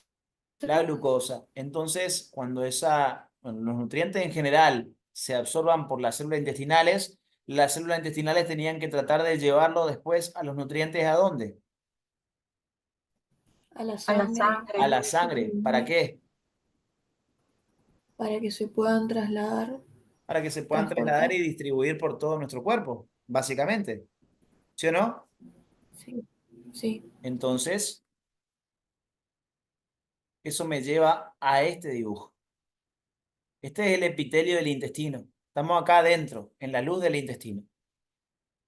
En la parte apical de la célula epitelial del intestino, en la parte apical, hay estas especializaciones de membrana que son microvenosidades que tenían función absortiva. Les dije que donde aparecía una especialización con función absortiva es porque el órgano tiene que absorber cosas. Y le dije, lugares donde se produce absorciones de cosas y el intestino es uno de ellos. ¿Sí? O sea, acá aparecen las microvenosidades. Y ahí tenemos a la glucosa. Esto me lleva a la célula intestinal, al epitelio del intestino delgado. Ahora vamos a hacer un recreíto. Pero cuando vuelvan les voy a comentar, así como les comenté de forma general acerca de la formación del ácido clorhídrico en el estómago, les voy a comentar un poquitito lo básico acerca de la glucosa y su traslado a través de la célula intestinal. Ustedes entiendan algo, la glucosa inicialmente está en la luz del intestino, está en la luz del intestino. Y tenemos que llevar a esa glucosa, principalmente la glucosa, primero la tenemos que introducir a la célula. Una vez que está dentro de la célula, vamos a tener que tratar de llevarla hacia la sangre. O sea que la célula epitelial del intestino, cuando absorbe la glucosa, ¿ya la aprovecha para generar su propia energía? ¿O la mayoría de las veces la traslada directamente hacia la sangre, solamente siendo ella un vehículo de transmisión de la glucosa? Trabaja como siendo un vehículo para que la sangre aproveche la glucosa. Exacto. La célula epitelial del intestino delgado funciona como un vehículo para llevar a la glucosa en síntesis a la sangre. ¿Sí? Entonces, cuando volvamos del recreo, les voy a comentar un poquito acerca de ese traslado de la glucosa, de qué depende para poder trasladarse la glucosa inicialmente hacia el interior de la célula. Va a pasar desde la luz intestinal, donde la concentración es reducida en comparación a lo que hay dentro de la célula intestinal. Y después, una vez dentro de la célula intestinal, la glucosa tiene que ser llevada hacia la luz, perdón, hacia el vaso sanguíneo, hacia la luz del vaso sanguíneo, ¿sí? Donde la concentración también va a ser reducida en comparación a lo que hay dentro de la célula. Vamos a ver algo relacionado con el transporte de glucosa de forma general, cosa que cuando lleguemos a los transportadores específicos que se encargan de realizar ese traslado, en el tema transporte, que es el siguiente que vamos a empezar a hablar, ¿sí? Ustedes ya tengan esta noción general, porque después esto se suele tomar casi todos los años, ¿sí? Así que voy a hacerle una introducción general al traslado, a la absorción de la glucosa a nivel intestinal, para tratar de entender, ¿sí?, cómo se la lleva primero hacia el interior de la célula epitelial del intestino y después cómo se la traslada desde ahí hacia la sangre. Tengan en cuenta que esto lo estamos viendo desde el punto de vista de absorción de nutrientes, pero después llegado al tema transporte a través de la membrana, yo le voy a decir, el transportador fulano de tal aparece a nivel del intestino, donde se encarga de la absorción de glucosa. ¿Sí? Es para después poder aplicarlo al tema transporte. ¿Sí? Así que bueno, no sé si quieren hacer alguna pregunta de esto. Yo pauso el video y pongo como parte 1 de la clase hoy y ahora cuando volvemos ponemos parte 2.